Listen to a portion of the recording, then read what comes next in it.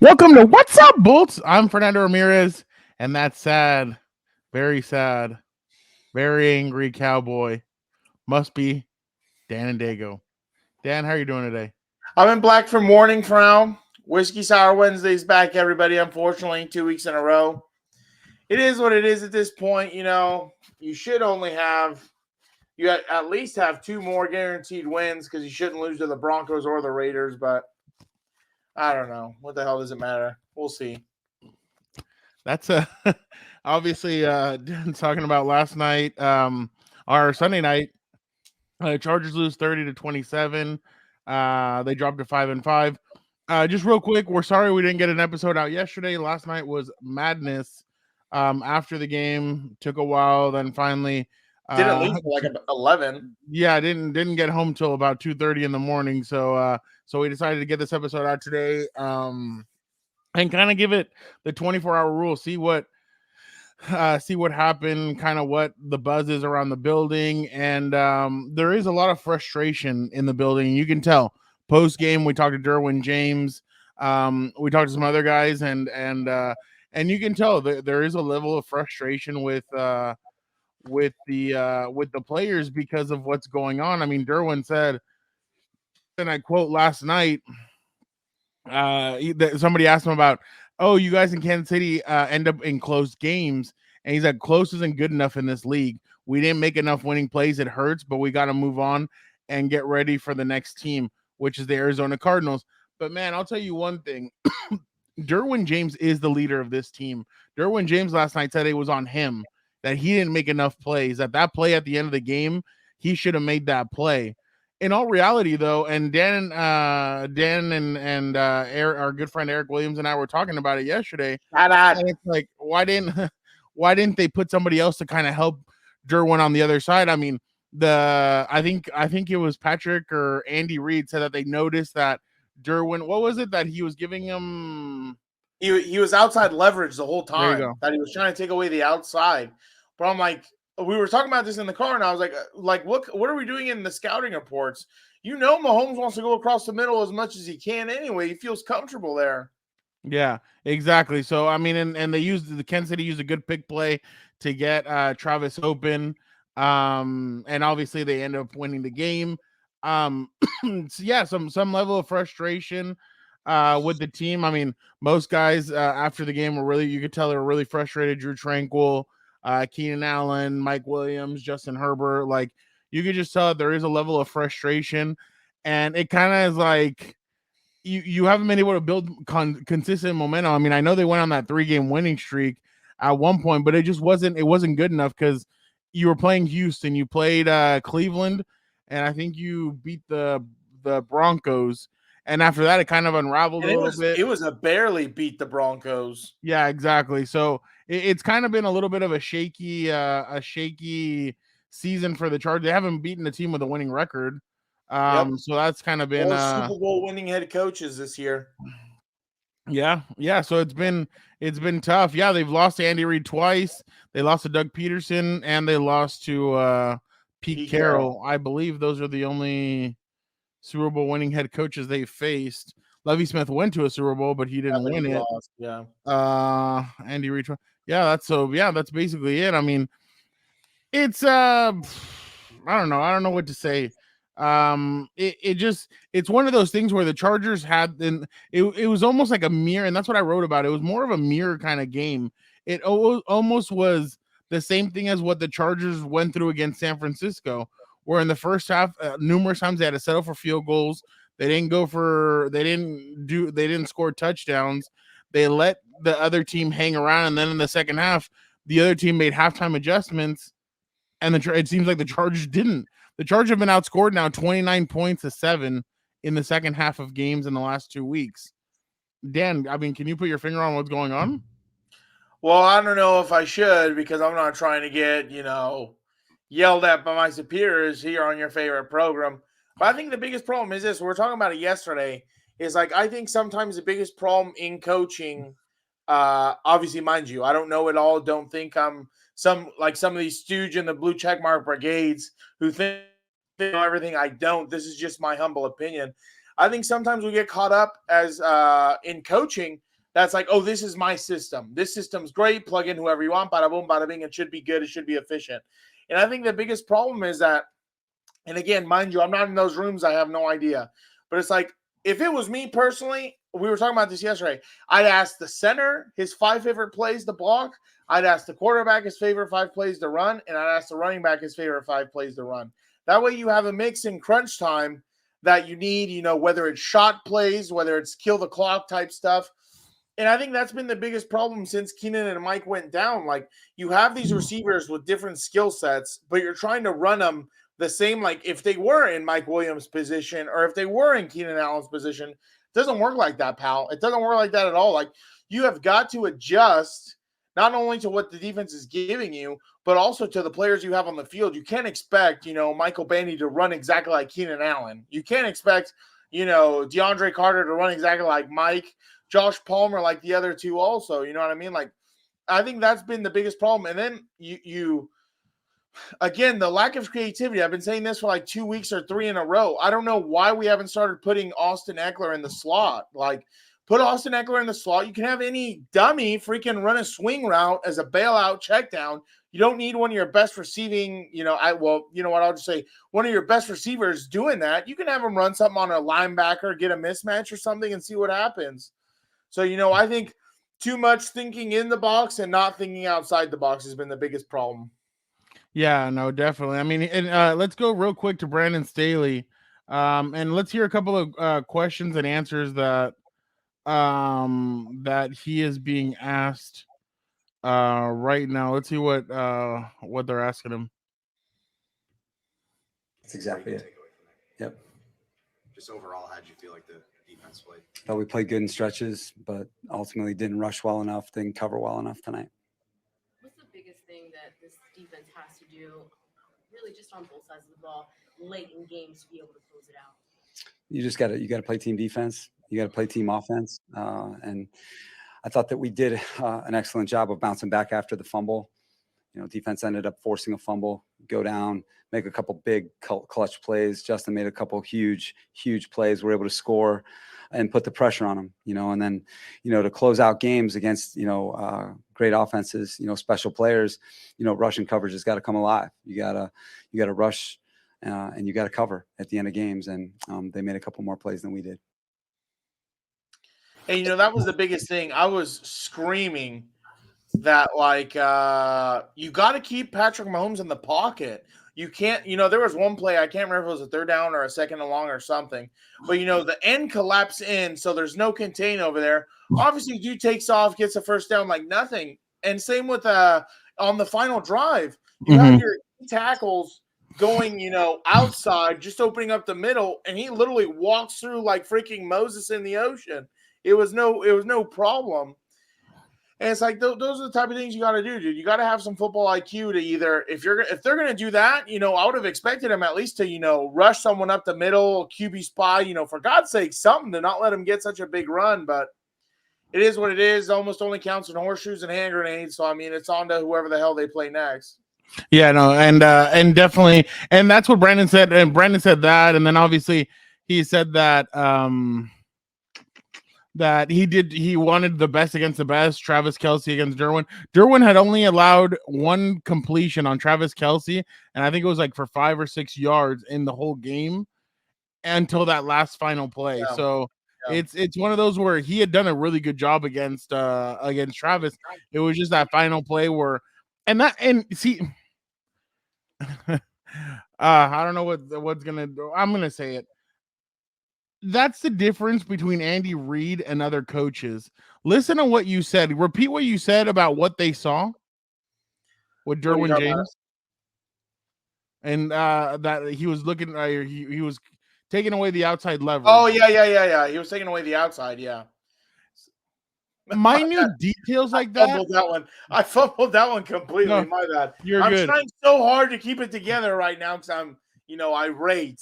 But that's the difference between Andy Reid and so many other coaches. Those minute details, those little things are what win you Super Bowls.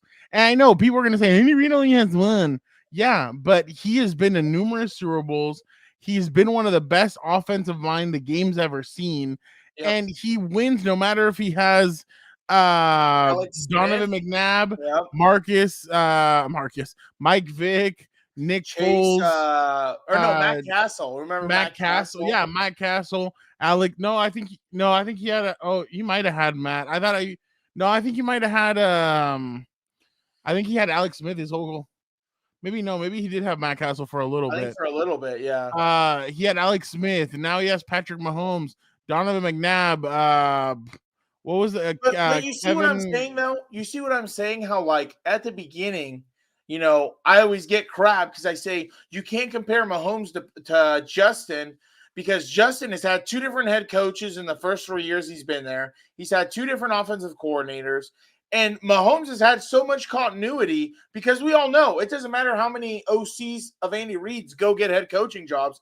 Andy Reid is the OC. Like, he has, and I think what he does beautifully that people don't understand, he plays to the strengths of his freaking players. That's what he tries to do. If you notice, Tony, I picked to be the X Factor. He gets hurt. He starts throwing tight ends in there. And they were the ones who were killing the DBs the whole time. They couldn't stop it. It was ridiculous. In the run game, I'm surprised personally they didn't run more. But, I mean, it is what it is. I guess Pacheco had over 100 yards. Oh, well, there you go. See? Edwards-Helaire was out. I'm surprised they didn't pound the rock more. But it's like those are the little minute things that, separate the freaking, have and the have-nots in the NFL or in football in general.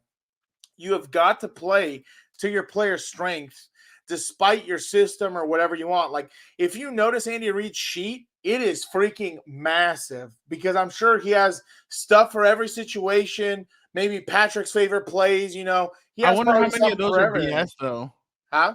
I wonder in his play sheet how many are BS. Like, like maybe he just fills it out like a bingo card, and some people are like, look at all his plays, and like half of them are like BS or whatever. But it's funny because I mean, Charger fans have always complained about their offensive coordinator. Now it kind of feels like Shane Steichen might have been a better offensive coordinator just because Herbert looks so free in that system in his rookie year, and it's like now he just looks a little bit constricted.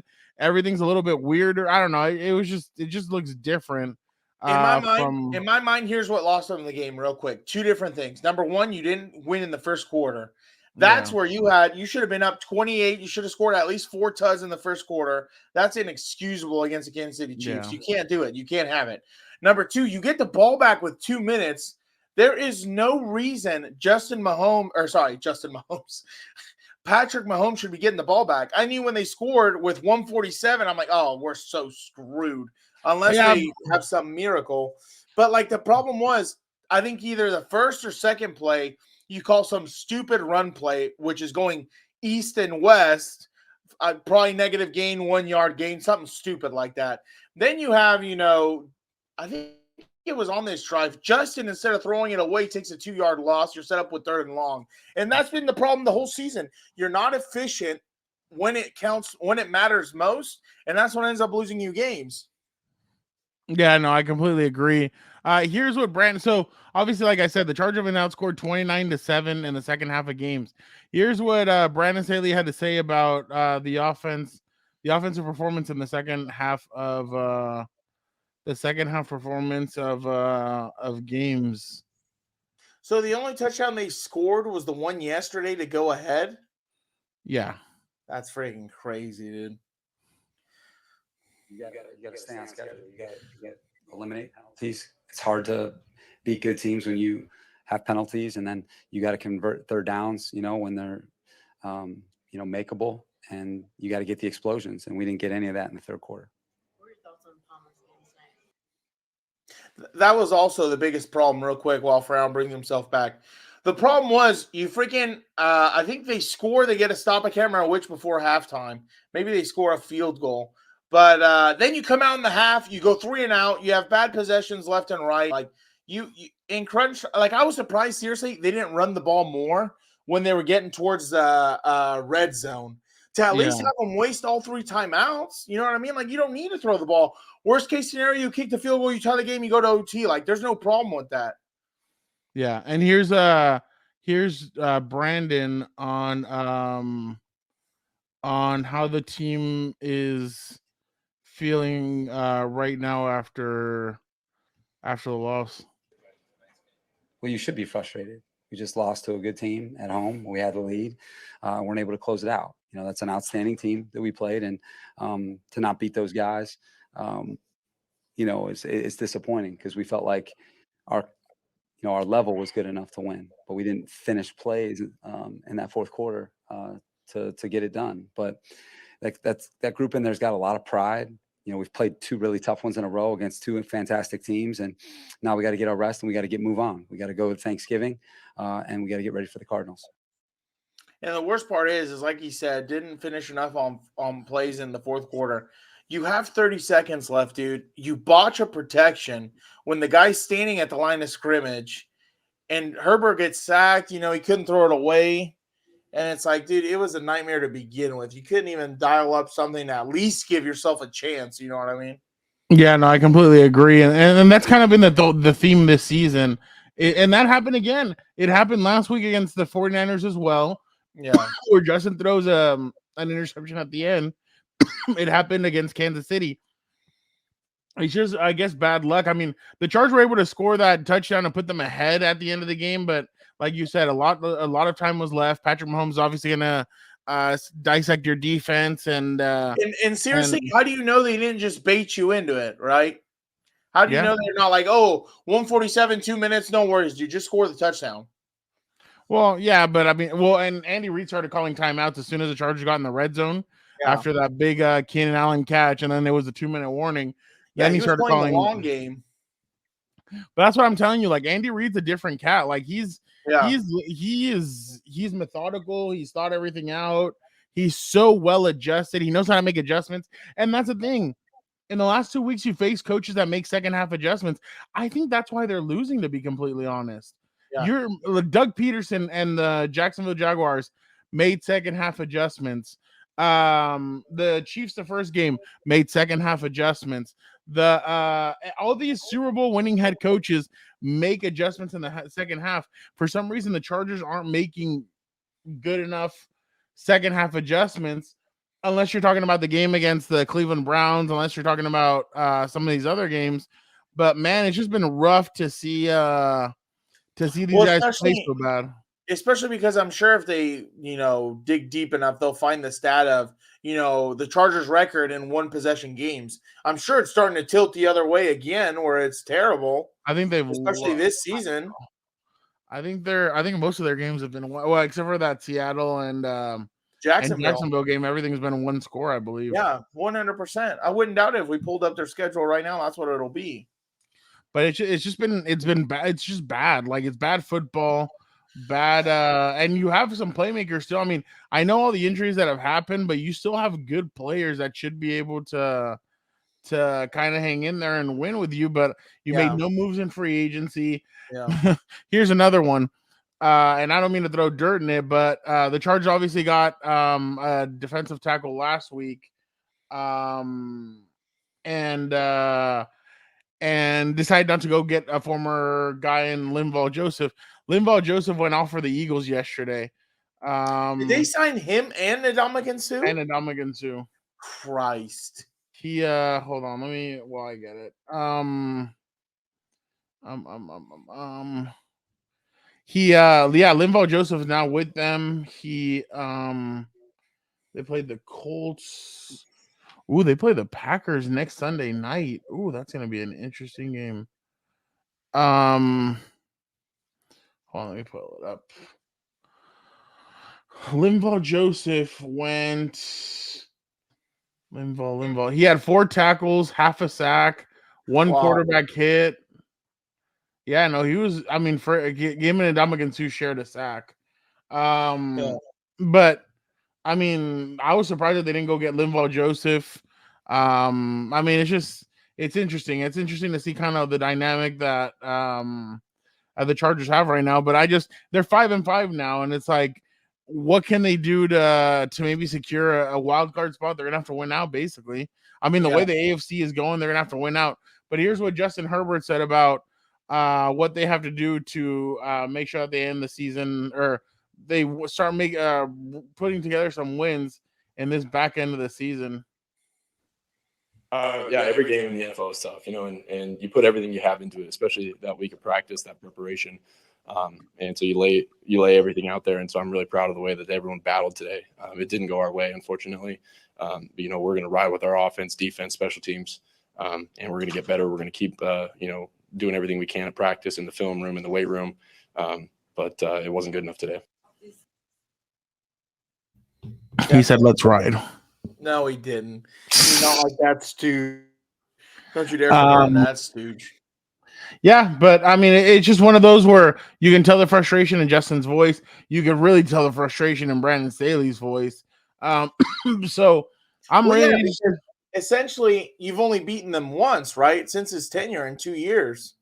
Yeah. And it was just the first meeting he's ever had against them. In Kansas Other than City. that, we've been competitive. No. No. The thing is that was the first away or the first game to Kansas City. The Chiefs. Oh my bad. The Chiefs are 14-0 on the road against AFC West opponents. They haven't lost a road a road divisional game. I don't doubt it. But it's like, we haven't learned our lesson from the freaking Denver Bronco days where they were beating the hell out of the Chargers.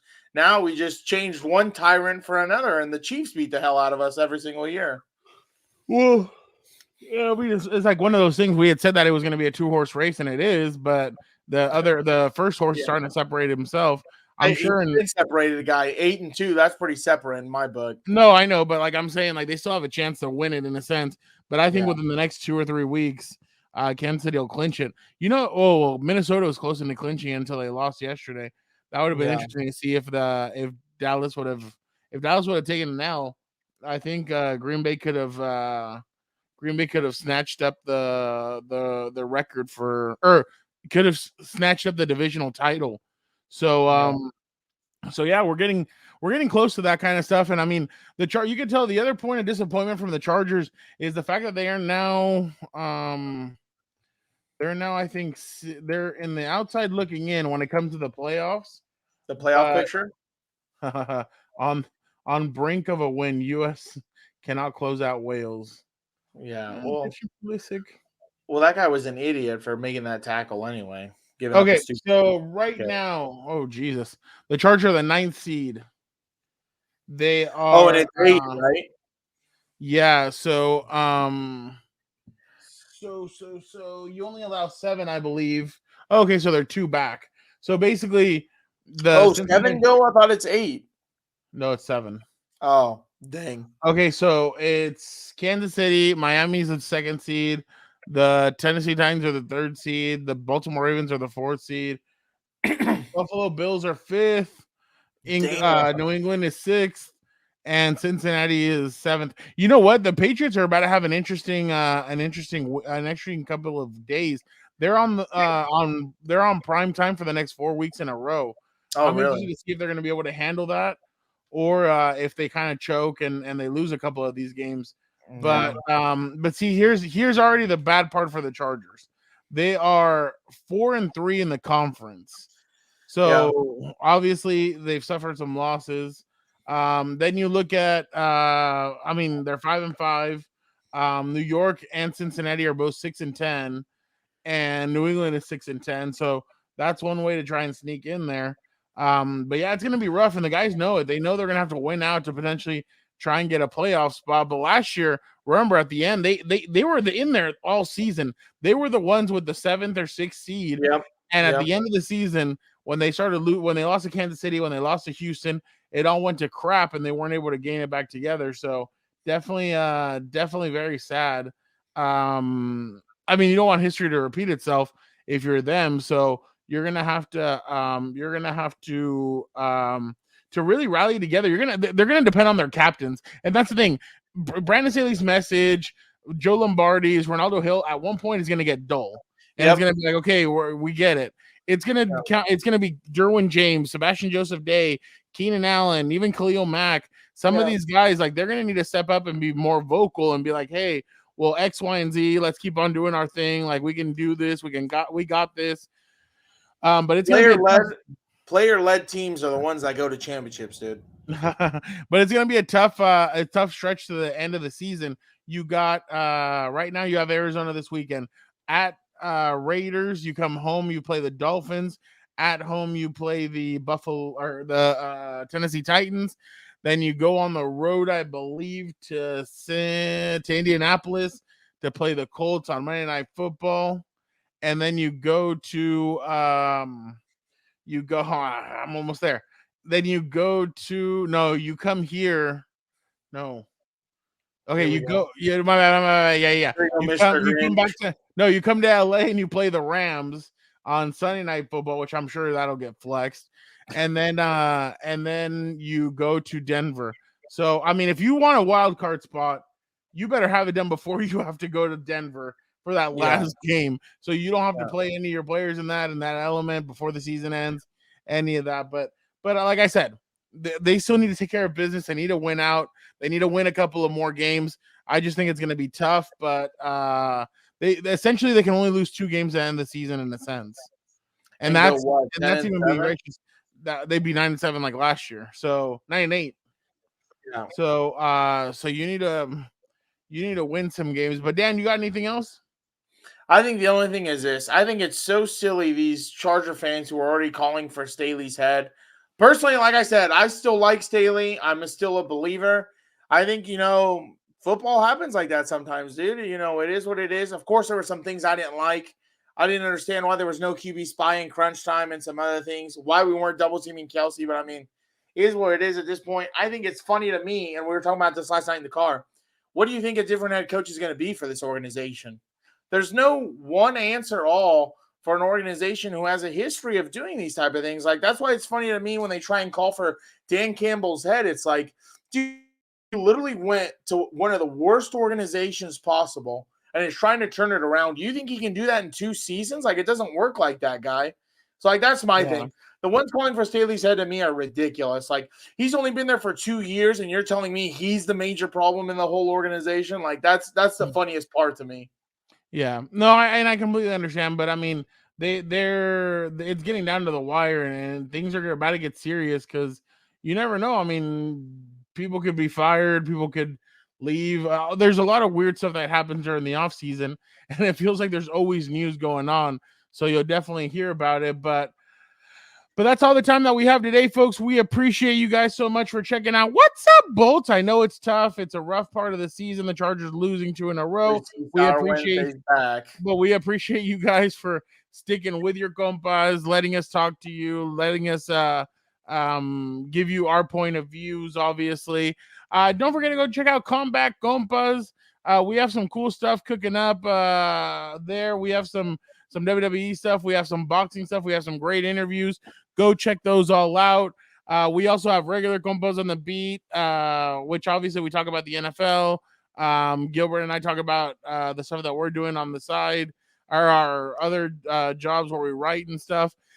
But don't forget to check out regular Compas on the beat. Don't forget to check out Compas FC. We have some good stuff cooking up there with breaking down the World Cup and some of the games. So we appreciate you guys checking all those out. And don't forget to check out House of Horns. The Rams aren't doing too well, but Gilbert's got you covered on the road with all things the cursed one. With all things Rams. So we appreciate you guys so much. Thank you guys so much for rocking with us. And yes, we will be having a preview episode this week of Chargers versus Cardinals. It might be tough to get a guest, just being honest with you guys, just because it is Thanksgiving week. Some people are, and the World Cup is going on, so some people are out of town. Some people aren't able to do it, but we'll try our best to see if we can get a guest. Again, we appreciate you guys so much. Thank you guys so much for rocking with us. Don't forget, be a compa, tell a compa, like, subscribe, comment. Let us know how we're doing. Let us know if you have any questions. And again, please, guys, check out Compas FC. Check out House of Horns. Check out regular Compas on the beat, Combat Compas. Even What's Up, Bolts? Check out some of our past episodes, some of our past interviews. We appreciate you guys again so much. Thank you guys, and have a good rest of your week.